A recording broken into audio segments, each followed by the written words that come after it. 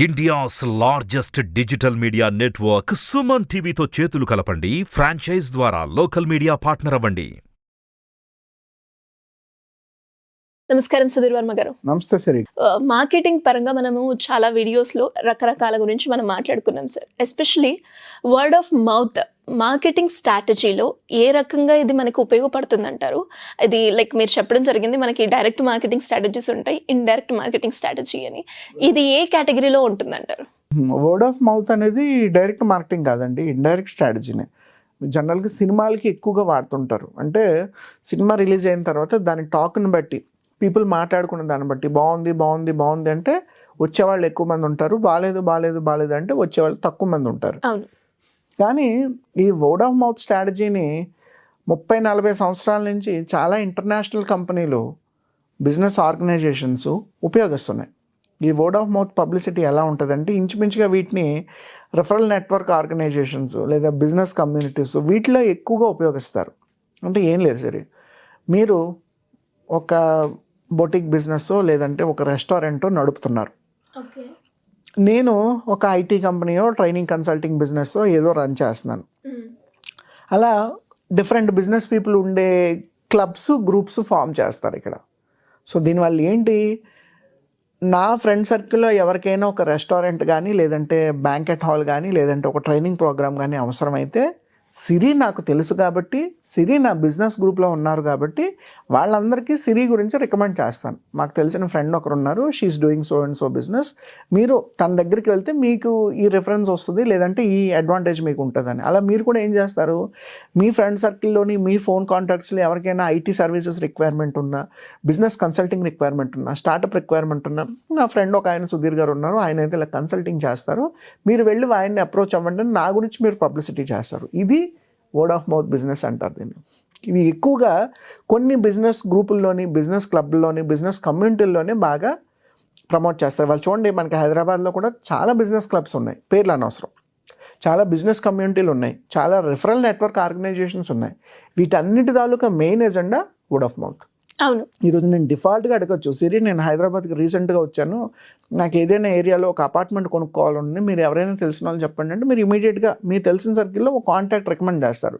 That is also nothing but word of mouth. ఈ word of మౌత్లో ఏంటి అంటే పర్టికులర్గా మీకు బాగా తెలిసిన వాళ్ళు, మీ సర్వీస్ ఆల్రెడీ ఎక్స్పీరియన్స్ చేసిన వాళ్ళు, లేదు ఆ కాస్ట్ కటింగ్ ఎలా ఉంటుంది, ప్రైసింగ్ ఎలా ఉంటుంది, సర్వీస్ ఎలా ఉంటుంది తెలిసిన వాళ్ళని మీరు ఎక్కువగా రికమెండ్ చేస్తారు. అంతే తప్ప డిఫాల్ట్గా గూగుల్లో తీసి ఒక కాంటాక్ట్ అయితే ఇవ్వలేరు కదా. మీ ఫ్రెండ్ సర్కిల్లోనూ మీ బ్రెయిన్లో రెగ్యులర్గా తెలిగే పర్సన్ని, తెలిసిన వాళ్ళని ఈజీగా రికమెండ్ చేస్తారు. That is nothing but word of mouth publicity. ఇవి బిజినెస్లకి ఏ రకంగా అడ్వాంటేజ్, చాలామంది దీన్ని అపోజ్ చేసేవాళ్ళు ఉన్నారు, చాలామంది దీనికి ఓవర్ హైప్ ఇచ్చేవాళ్ళు ఉన్నారు. ఓవర్ హైప్ ఎందుకు ఇవ్వకూడదు అంటే ఇవాళ వరల్డ్ మోడర్న్ మెథడ్లోని పరుగులు పెడుతుంది. అందరూ ఆర్టిఫిషియల్ ఇంటెలిజెన్స్ అంటున్నారు, టెక్నాలజీ అంటున్నారు, డేటా అనలిటిక్స్ అంటున్నారు, గూగుల్ లేదా మైక్రోసాఫ్ట్ ఇటువంటి టూల్స్ ఉపయోగించి లీడ్స్ని తొందరగా జనరేట్ చేస్తున్నారు, టెలికాలింగ్ అని. ఈ ప్రాసెస్ అంతా చాలా స్పీడ్గా వెళ్తుంది. ఇంత స్పీడ్గా వెళ్తున్న క్రమంలో నేను ఓన్లీ వర్డ్ ఆఫ్ మౌత్ పట్టుకొనే బిజినెస్ చేస్తాను అనడం తప్పు. ఓకే, నేను చెయ్యొద్దు అనను. నా సర్కిల్లో 50 మంది ఫ్రెండ్స్ ఉన్నారు, నా సర్కిల్లో 100 మంది ఫ్రెండ్స్ ఉన్నారు, వీళ్ళందరూ నాకు ఎరగదీసేస్తారు వ్యాపారం, దామ్ దుమ్ గట్టిగా బిజినెస్ ఇచ్చేస్తారు అని అనుకోవడం తప్పు. అది ఉపయోగించండి, దాంతోపాటు మోడర్న్గా ఏ మెథడ్స్, ఏ టూల్స్ మార్కెట్లో ఫాలో అవుతున్నారో అవన్నీ కూడా మీరు ఫాలో అవ్వాల్సిన అవసరం ఉంది. ఒకే ఒక్క సిస్టమ్ మీద డిపెండ్ అవ్వద్దు అంటాను. అది ఓవర్ హైప్. అంటే మనం దీన్ని పట్టుకొని వేలాడాల్సిన అవసరం లేదు, బయటకు వచ్చి కొత్తవి కూడా ట్రై చేయొచ్చు. అయితే ఎవరైనా ఈ వర్డ్ ఆఫ్ మౌత్ ఆర్గనైజేషన్స్ కానీ పబ్లిసిటీ కానీ అసలు దేనికి పనికిరాదు అంటే అది కూడా తప్పేనండి. పనికి రాకపోవడం ఏమీ ఉండదు. ఒక బిజినెస్ చేసేవాడికి ప్రతి కొత్త పర్సను ఆటోమేటిక్గా కస్టమర్గా కన్వర్ట్ అయ్యే అవకాశాలు ఉంటాయి ఎప్పుడు మీరు ప్రాపర్గా ఉపయోగించుకున్నప్పుడు. మీరు చూడండి, మీ వర్క్ టైమింగ్స్ 10 to 7 అనుకుందాం. 10 to 7 మీరు ఆఫీస్కి వచ్చారు, మీ దగ్గర ఒక 50 మంది 60 మంది సేల్స్ టీం ఉన్నారు, ఒక 20 మంది టెక్నికల్ టీం ఉన్నారు. వీళ్ళు రోజు సోషల్ మీడియాలో ఒక పెద్ద లీడ్ ఫర్నల్ డిజైన్ చేసి అందులోంచి లీడ్స్ ఎక్స్ట్రాక్ట్ చేసి అందులోంచి కావాల్సిన వాళ్ళకి కాల్ చేసి అందులోంచి కన్వర్షన్స్ చేస్తున్నారు. అంటే ఒక 100 మందికి కాల్ చేస్తే అందులో ఒక 5 కస్టమర్స్ కన్వర్ట్ అవుతున్నారు అనుకుందాం. బాగానే ఉంది, ఇది తప్పేం కాదు. మీరు ఒక బిజినెస్ కమ్యూనిటీలో ఉండడం వల్ల లేదా ఒక వర్డ్ ఆఫ్ మౌత్ ఆర్గనైజేషన్లో ఉండడం వల్ల మీకు ఇంకొక 50 మంది 100 మంది కొత్తగా పరిచయం అవుతున్నారు. ఈ 50 మంది 100 మంది మిమ్మల్ని ఎక్కడైనా రికమెండ్ చేసినా, మీ గురించి ఎవరికైనా చెప్పినా, వాళ్ళు మీకు కాల్ చేసినా ఆటోమేటిక్గా అక్కడి నుంచి కూడా బిజినెస్ కన్వర్ట్ అవుతుంది కదా. కొత్తగా వస్తున్న బిజినెస్ని ఎవడైనా వద్దనుకుంటే అల్టిమేట్లీ వాడు మూర్ఖుడు.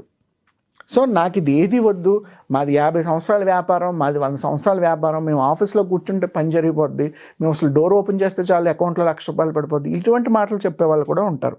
అది కూడా 100% తప్పు. సో వర్డ్ ఆఫ్ మౌత్ని ఓవర్ హైప్ ఇవ్వక్కర్లేదు వాళ్ళు, కానీ రిజెక్ట్ చేయాల్సిన అవసరం కూడా లేదు. ఎందుకంటే మీరు బిజినెస్ ఎర్లీ స్టేజ్లో ఉన్నప్పుడు మీకు అన్ని విషయాలు తెలియవు.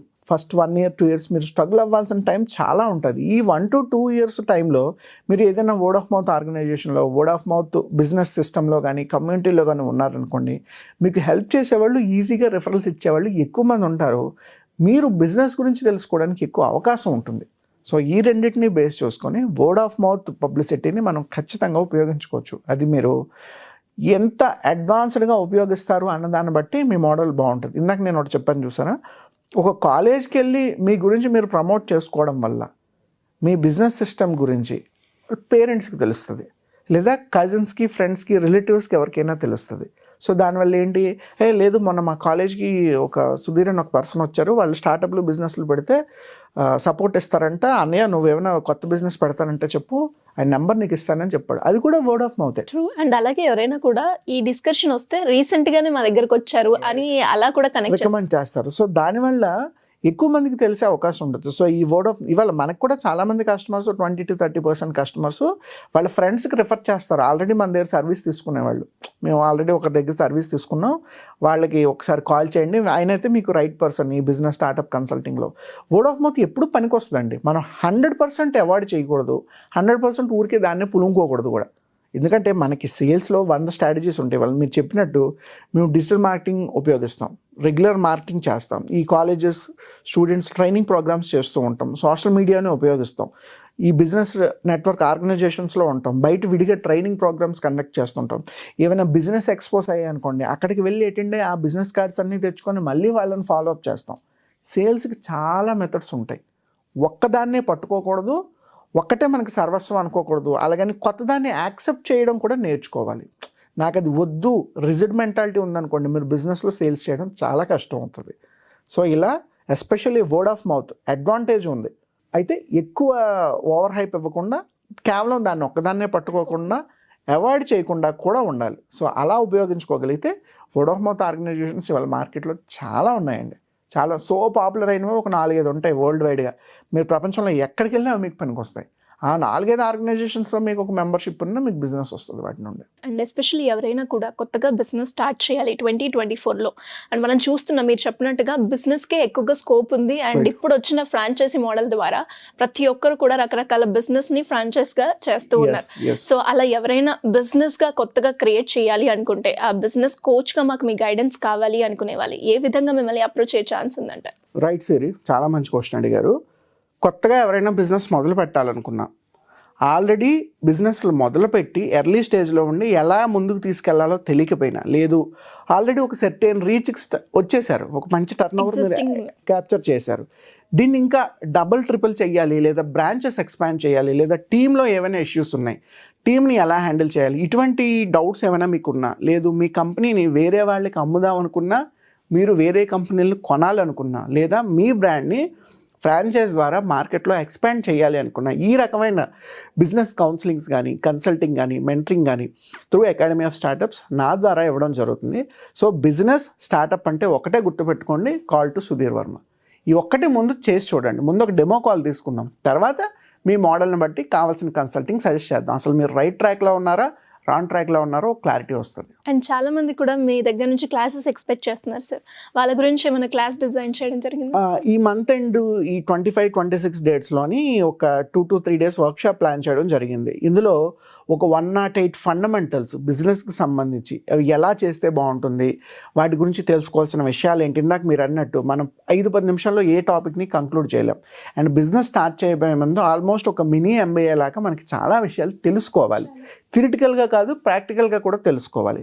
సో ఈ స్వాట్ అనాలిసిస్లు కానీ, మార్కెట్ ప్రిడిక్షన్ ఎలా ఉంది, అసలు స్టార్టప్స్ ఎందుకు మొదలు పెట్టాలి, కంపారిటివ్లీ బిజినెస్లో అదర్ డొమైన్స్ కన్నా స్టార్టప్ ఎందుకు ఈజీగా సక్సెస్ చేయొచ్చు, అందులో మనం తీసుకోవాల్సిన రూల్స్, రెగ్యులేషన్స్, ప్రికాషన్స్ ఏంటి, ఇలా ఒక 108 టాపిక్స్ ఒక 2 to 3 days వర్క్షాప్ కండక్ట్ చేయడం జరుగుతుంది. సో ఇంట్రెస్ట్ ఉన్న పీపుల్ ఎవరైనా సరే, ఆన్లైన్ అయినా ఆఫ్లైన్ అయినా, కింద నెంబర్ కనుక కాల్ చేస్తే మా టీం మీ అపాయింట్మెంట్ బ్లాక్ చేస్తారు.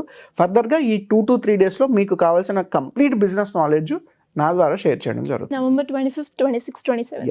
Yeah thank you sir, thank you so much. Thank you sir, you have a good day.